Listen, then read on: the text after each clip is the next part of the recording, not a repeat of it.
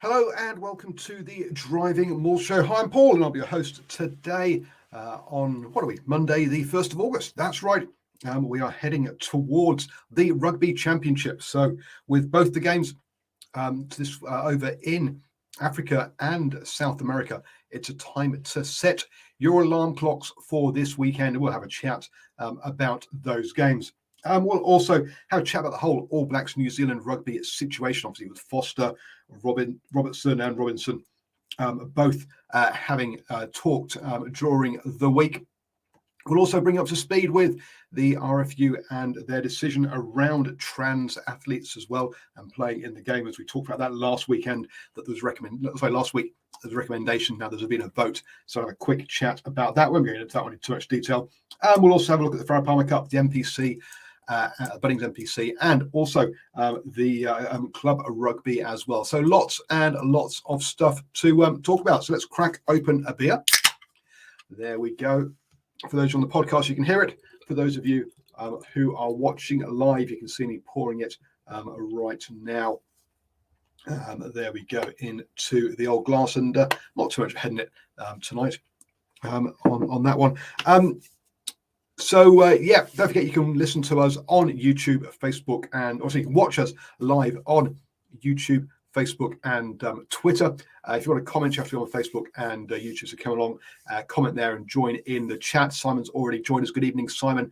Great to have you here on this one and talking to about how the Rugby European Championship is going to expand from 6 teams to 8 teams, with Poland and Germany being added into there. Obviously, Russia at the moment has been excluded from that one. LB from over in South Africa asking, have I got any guests tonight?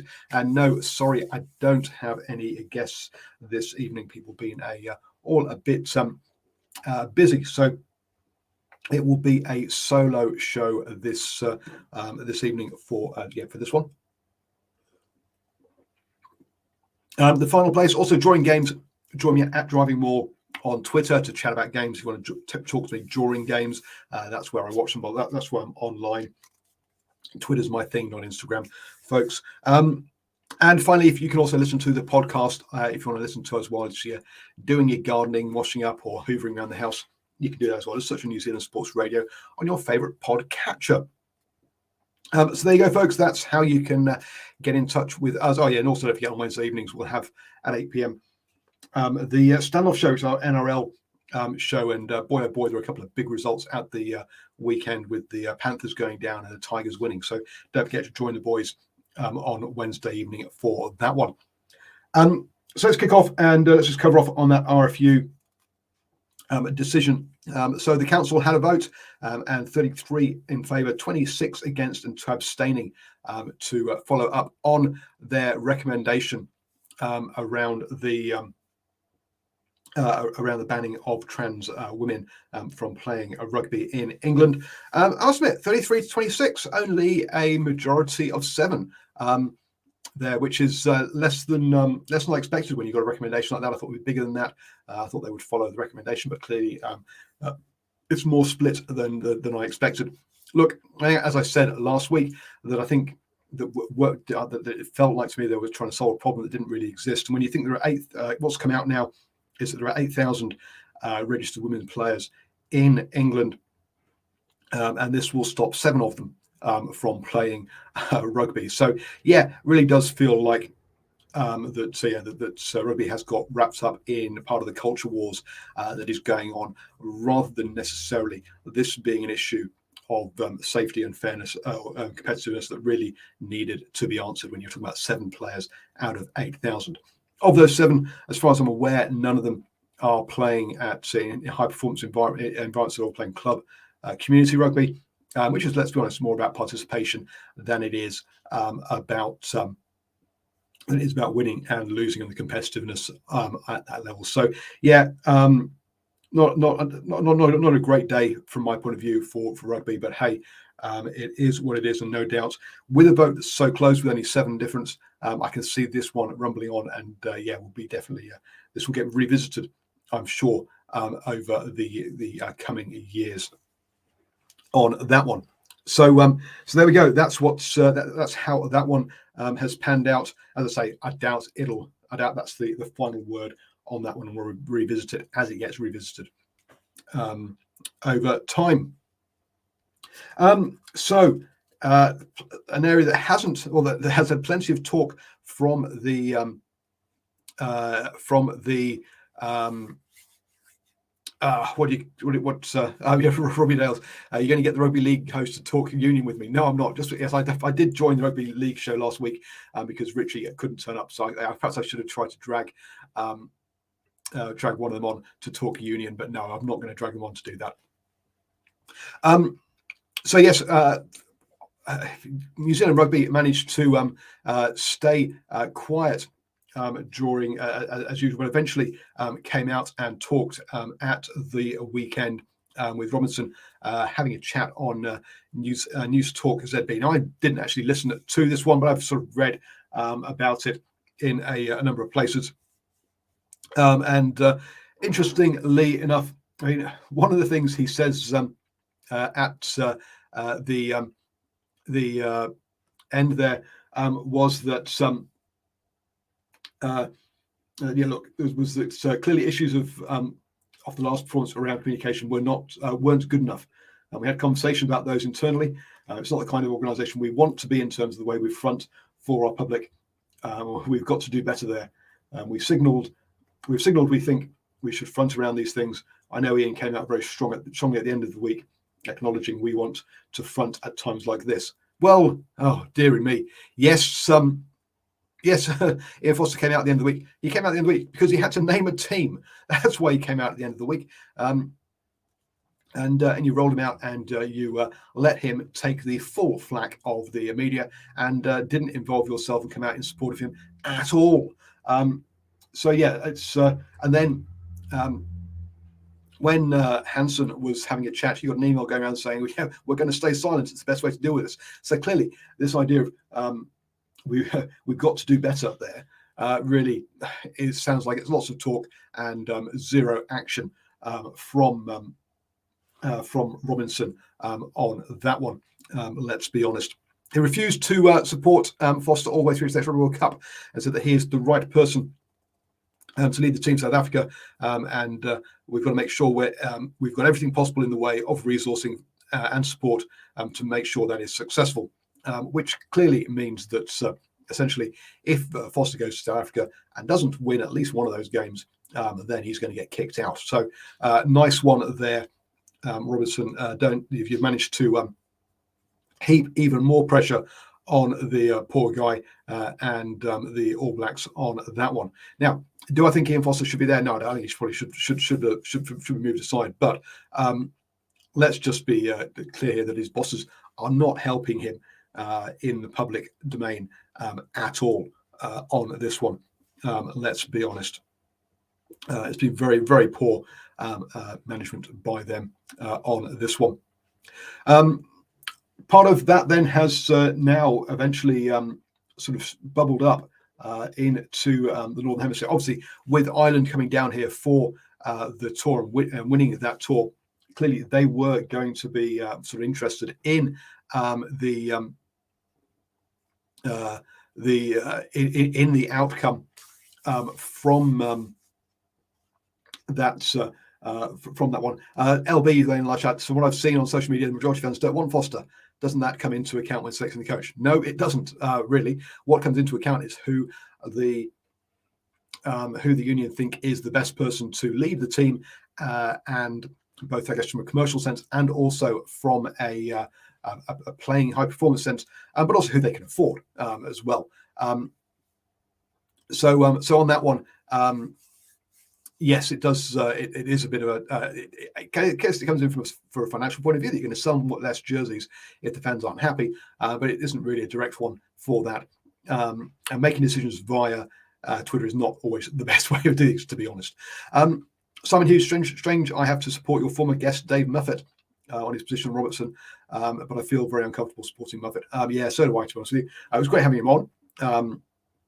But yeah, I'm not sure I always agree with all of his views on these things, and also the structure of his rugby that he came up with. Yeah, I'm not whilst I say I agree with some of the idea, but not some of the perhaps not some of the execution on some of that stuff. So anyway, it managed to bubble up then into the consciousness of the Northern Hemisphere, or at least in Ireland, that things aren't happy down here in the land of the long white cloud, and hence the Irish Times commissioned a piece by Matt Williams, who is an Aussie who has been in international coaching, and he sort of walks through some of the mess that has been Sanzar, about how basically Super Rugby was set up and was the most competitive competition, and then basically infighting and personal interest between the three groups, i.e. Having expanding all those South African franchises, also putting extra team in Australia. Did they really need one at that time? Or two extra teams in Australia. I mean, Mob Rebels haven't been successful, let's be blunt. The botched expansion up into Japan in particular, but also into Argentina, then has had to. Argentina made the final, so it's much less of a botched one there. And the self-interest basically messed up that one. So yes, it's all a bit of a bit of a mess historically from that. LB says, "Loughnane, that Aussie guy hates New Zealand." Maybe he did. What I'm saying is it's not. So he does explain the background that it's not just New Zealand that's led to where we are now. It was also the messing up of the way that South African Rugby Union and Rugby Australia were also involved in the way where we ended up with Super Rugby. Sure, the straw that broke the camel's back was New Zealand Rugby, and they sort of killed it during COVID. But let's be honest, it had been a bit of a walking zombie before that, and that all the unions had a hand in making it that into that place. Let's be honest. Now obviously New Zealand Rugby has obviously we've talked before about the relationship with Australia. Steve Hansen, came out. Steve Hansen talked about how the relationship between the rugby, the NRU, the NZ Rugby and the players was at its worst ever. Now I'm not sure that he was always. I'm not sure I agree with everything that he said in his piece. Some of the bits that he led to the downfall, or was led, or the All Blacks were on a downward slope during his last couple of years. He managed to forget that. He was also part of the high performance setup that saw the under-20s not performing great as well. So look, he is hardly blameless when he came out. And Robinson did make the point that he was looking after his mate Ian Foster. Absolutely, he was. So that's that piece is all going. But I guess my main point about that piece in the Irish Times is that that Europe is probably aware now, or more aware now as to as to the situation down here in particularly New Zealand, but also Southern Hemisphere. Full stop. More so than they probably were. Than they probably have been for a while. And this is whilst again, quite a few people have been unhappy with how New Zealand Rugby have been doing things for quite a while now. That wasn't necessarily seen overseas. I think that now is perhaps being. So I guess that's interesting now that that's actually probably being seen over there for one of the sort of first times on that one. It does also feel a bit like the what's we're looking for that's a bit of a pylon onto New Zealand Rugby now. And I think that's probably also why they've decided, let's try not to say as much as we can, even if they sort of always publicly say, we want to talk to people. But as Elby said, I don't think the Southern Hemisphere is in a bad place, a bit of overreaction, I think. I don't think it's in a great place, but I agree with you. I think there is currently now a bit of an overreaction to all of this.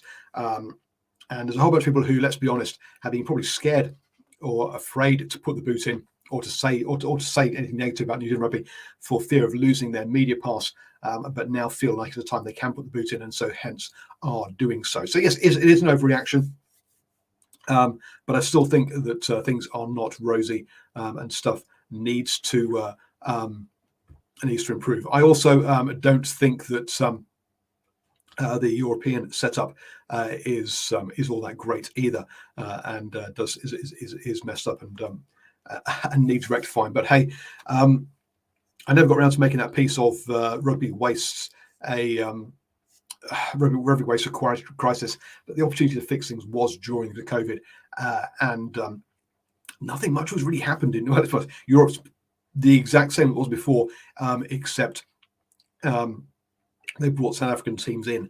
And that's more because of them leaving Super Rugby than it is because proactively they were trying to make a change for positive in Europe.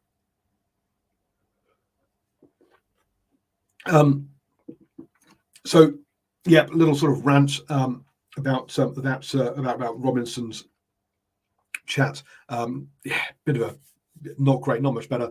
I think I say people up north more aware of what's going on. It was interesting to see Jeff Wilson criticising Scott Robertson or Razor for saying, "Hey, I'd like to win the Rugby World Cup, but with 2 countries, not just with one." Boy, that would be, I guess, that would make him unique. Let's be honest on that one, and how that was actually heaping more pressure onto New Zealand Rugby and onto Ian Foster. Well, yes, and sure, Razor is a New Zealand Rugby employee, even though he does work with the Crusaders. He's paid. Well, he'll be one of the 2 coaches that is paid by New Zealand Rugby to work for the Crusaders. But look, it's not his job isn't to make life easy for New Zealand Rugby. And let's be honest, the way he's been treated, he feels like he's been dicked around. Sorry for the language there, folks. And therefore, yeah, he is going to make comments. He is not going to be predisposed to being nice around these sort of things. Apparently, he was apparently given the opportunity to coach the All Black 15 team, which is the B side that's going to play games this November window, but chose instead to do the Barbarians with his mate Ronan O'Gara. So clearly that relationship between Razor and New Zealand Rugby is not in a great place, let's be honest. The way that things have happened over this last week, and the way that Joe Schmidt is being talked about by New Zealand Rugby, even though Foster said he is not involved with the side, you've got to say that. Well, no, I've got to say, but it does kind of start to feel like the New Zealand Rugby is lining up Joe Schmidt to be that Ian Foster replacement rather than Scott Robertson. So there you go. That's how it feels like. I mean, there'll be absolute uproar if Razor doesn't get the All Blacks in 2023 or earlier. But as I say, at the moment, it looks like New Zealand Rugby might be leaning towards a safer pair of hands in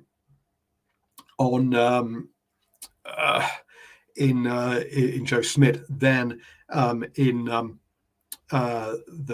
looking at Razor. So we'll see on that one. LB says Joe Schmidt doesn't want to coach anymore, though.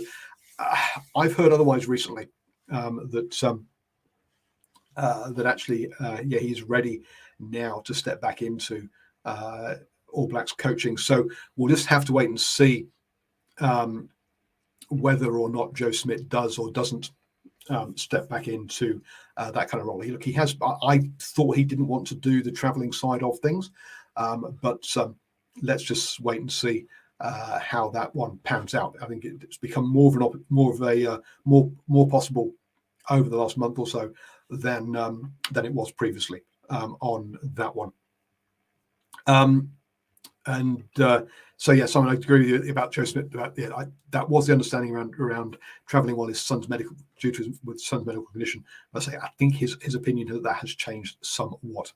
Someone also says, look, that Razor needs international experience. I don't necessarily agree with that one. Yes, it's different, but I don't think he necessarily needs to have international experience. Look, he's proven he is a coach that can peak for certain games, which is what like he did for the final this year. Even though we thought that the Crusaders weren't performing as well this season, and it definitely has a way of motivating players on that one as well. So yeah, I'm not so sure that Razor has to have international experience. Look, at some point you've got to get your first international experience. So I don't see why it couldn't be with the All Blacks on that one. And you're quite right; it is different to that sort of thing. Razor has an international experience as an assistant, right? And I don't believe so. He's run the under-20s, but I don't believe he's been an assistant of an international team. I guess also, so one of the things is if you look at how the international rugby is up north, where you have the November window mid-season, the Six Nations mid-season, then the July window post-season, is that you are getting players, giving them back to the clubs, getting players, giving them back to clubs, and it's broken up that way. The clubs have the players on the whole. Down south in New Zealand, it's different. The Super Rugby sides have the players from kind of, the non-internationals from December through till the end of June, but the international players basically from February through till June. And then the All Blacks coach has them from July to the end of November. So he has a 5-month block with the international players, which is different to how the Northern Hemisphere international coaching is. So they are different style. It is more like a club in the fact that you have them for that solid 5 months down south, sort of in Australia and New Zealand. Not so much in South Africa anymore. So it is different from that. So it is similar in that kind of view, and it's different, I think, managing a Southern Hemisphere, an Australian, New Zealand international team, and a Six Nations international team from that point of view. So yes, that's where all of that kind of stands. This weekend, then, the Rugby Championship does kick off with the 2 games. First off, at 3 a.m. on Sunday morning, we have South Africa versus New Zealand, and that's followed up at 7 a.m. or 10 past 7 a.m. For Argentina versus Australia. So 2 cracking games there, an hour break between the 2 of them. So yeah, makes getting up and watching those 2 going to be a challenge. Let's be honest with that, though. So looking at that, one of the things about the Springboks versus the All Blacks is it's going to be in, and I'm sorry about the pronunciation of this one, folks, Umbella Stadium in Nelspruit, if I'm around that one. Now, not a stadium that we're kind of used to the Springboks playing in, especially in such a big game as against the All Blacks. Now, why are they playing all in this new stadium? Well, this stadium is all the way over, or this city is all the way over near Kruger National Park. And if you watched our All Blacks, I think it was supporters only, but pardon me, I got John on, who is South African, and we went through the original Lions tour itinerary and where they were traveling. Nelspruit is LB's for the pronunciation there. Thank you, sir. Hopefully that's not too far off. It went through original Lions tour. The original Lions tour itinerary came to this stadium. Why? Well, you've got all those up to 50,000 Lions touring fans who would go off and then go on safari into the Kruger National Park. And as Simon says, that's where the Curry Cup Pumas play. Yes, it is. So there isn't a Super Rugby. They don't get Super Rugby games out here. So the reason I think they're out here is because they were promised, or they were going to have a Lions tour game, but because obviously that stopped due to COVID, and they centralised where the Lions games were being played. The South Africa A was supposed to play the Lions in the stadium. That is why I'm guessing that they have been given they've been given an All Blacks test or Rugby Championship test this time around, is to make up for the loss of that Lions Test is my guess, folks. I'm not an expert on South African rugby, but that's my guess as to why that is over there and why we're going to see a new stadium, a different stadium, when we watch the game in the early hours of Sunday morning.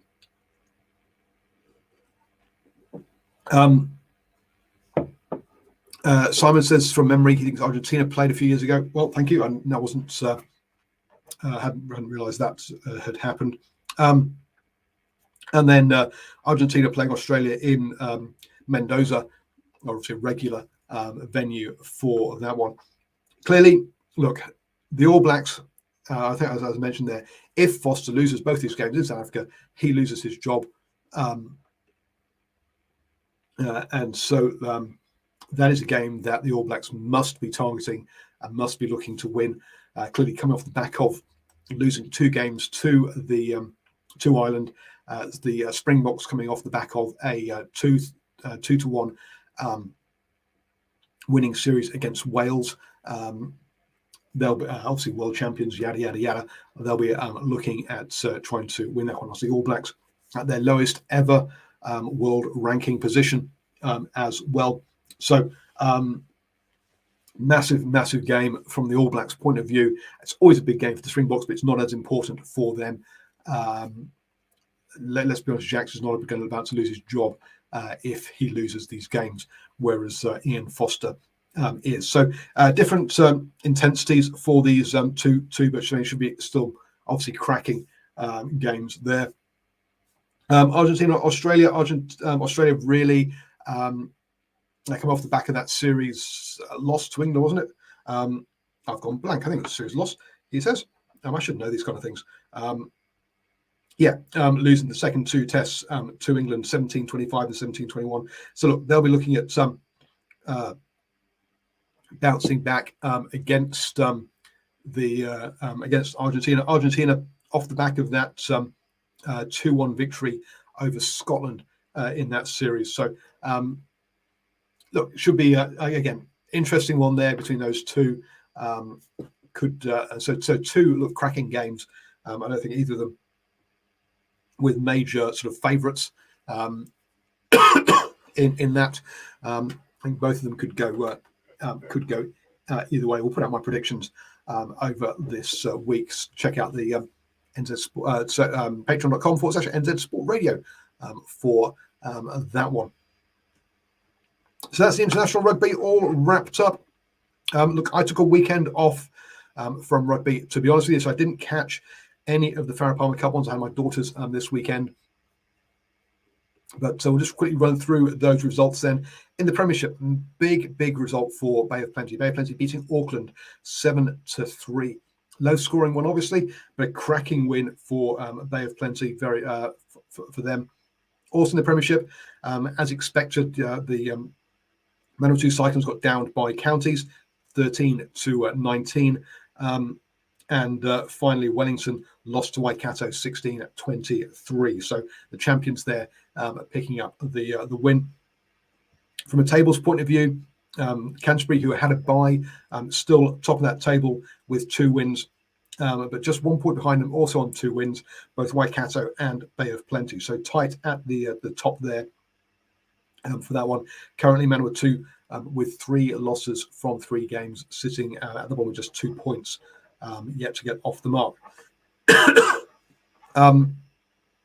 On to the championship side of things, and Tasman beat Taranaki 27-17.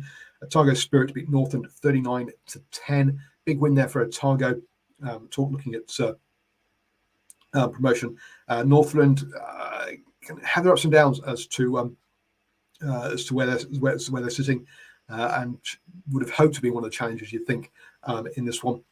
This season doesn't look like that's going to be the case. So, and then North Harbour being down by Hawke's Bay 5-32. So in that table, then Otago, the only unbeaten team at the top there with 2 wins.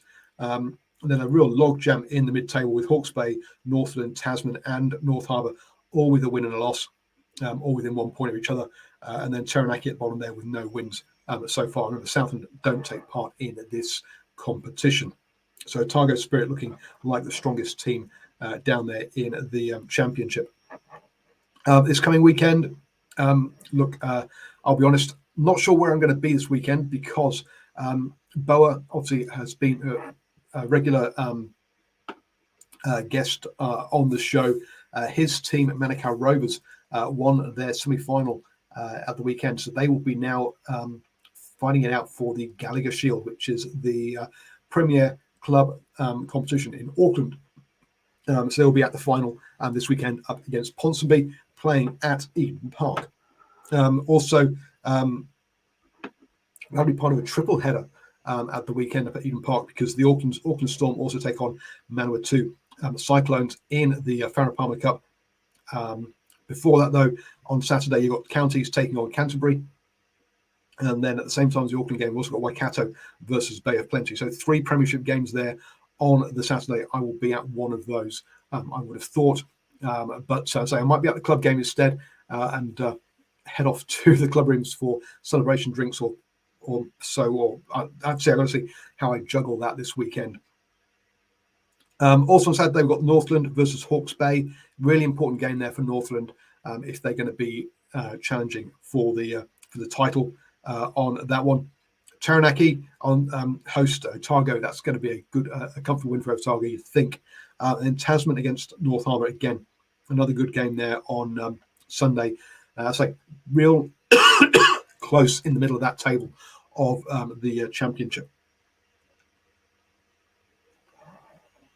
The Bunnings NPC kicks off this weekend, and as Simon said earlier on, it kind of gets a bit well. It's going to be hard. I can't see it getting much coverage this week because everyone's going to be focusing on the All Blacks, especially the situation they're in right now, and so all the media will be looking at that. I can't see. I think Bunnings is going to basically fly under the radar. It's going to be difficult to get much coverage of Bunnings, which is really a shame. So kicking off the same weekend as you're kicking off the Rugby Championship, probably a poor choice there, Simon. You're probably quite right. But it kicks on Friday night, Manawatu against Canterbury. Now remember also, this year, the Bunnings NPC doesn't have a premiership. It's one whole competition. So we have our 10 rounds of, 9 rounds before we head into a quarterfinal, semi-final, and final. So the same, still over that, still 12 weekend one there with that. I say Friday night, Manawatu against Canterbury. You expect Canterbury to take the lead there.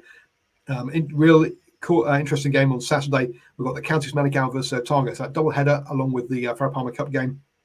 Waikato against Hawke's Bay, again another double header with that with the Farah Palmer Cup game, and then Auckland versus North Harbour, Battle of the Bridge. So that triple header at Eden Park going to be a big weekend there with the Farah Palmer Cup at 2:00. Actually, the I'm guessing that's the what's the word? I'm thinking about the club game could be the one in between those two. So maybe so be interesting to see how that is scheduled there for that one. On to Sunday then, Tasman versus Southland. Obviously Tasman, well, about 2 South Island teams there, but Tasman clearly the stronger of those historically. Taranaki Northland, it should be a decent game, and then also Wellington hosting Bay of Plenty. So those are your Sunday games. Now, because we've got 9 rounds, they still want to play 10 games in the regular season. We have got Storm weeks, so there will be a midweek game next week. So not this Wednesday, but the following Wednesday, Manawatu will back up and play Auckland. So Manawatu Friday to Wednesday, and Auckland obviously Saturday to Wednesday there. So a quick turnaround for Auckland travelling down to Palmy for that game. So yes, so it's going to be so that all kicks off this weekend. As LB says, yeah, weird choice scheduling at the same time as every championship. This is the time of year that the Curry Cup used to be held. So the Curry Cup has obviously moved earlier in the year this year. With the whole season in South Africa really kind of changing because of their move up of the Super Rugby, what used to be Super Rugby teams now being URC the Ultimate Rugby Championship thing up there. So so interesting that's I said their season obviously has changed to accommodate that. Obviously, we'll say I'll hope to be at one of those double headers or one of those triple headers up in on Saturday. Sorry, for games. But as you can tell, I've got a bit of a cough and a bit of a head cold, so obviously need to have got rid of that by the weekend if I'm going to be able to go to and cover those games. So there you go. That's all from me tonight. We have a bit of a head cold, a bit of a sore throat now, and having talked constantly now for 35 minutes. I will be back on Monday with the DrivingMaul show. Obviously, we'll talk about the games I've been at the weekend. Also, we'll talk about the international games as well, and any other sort of major repercussions that have happened off the pitch that mainly from a Kiwi point of view, as you've come to expect. But thank you everyone who's joined me in the live chat. Thank you everyone who's listened to the podcast as well. Don't forget to head over to patreon.com/NZ Sport Radio if you would like to support the show, and also get access to my predictions, and also my what's the other thing I'm talking about?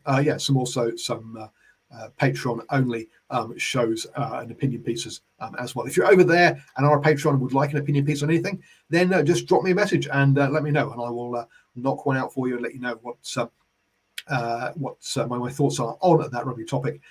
And hope you all have a fantastic week and stay safe, folks.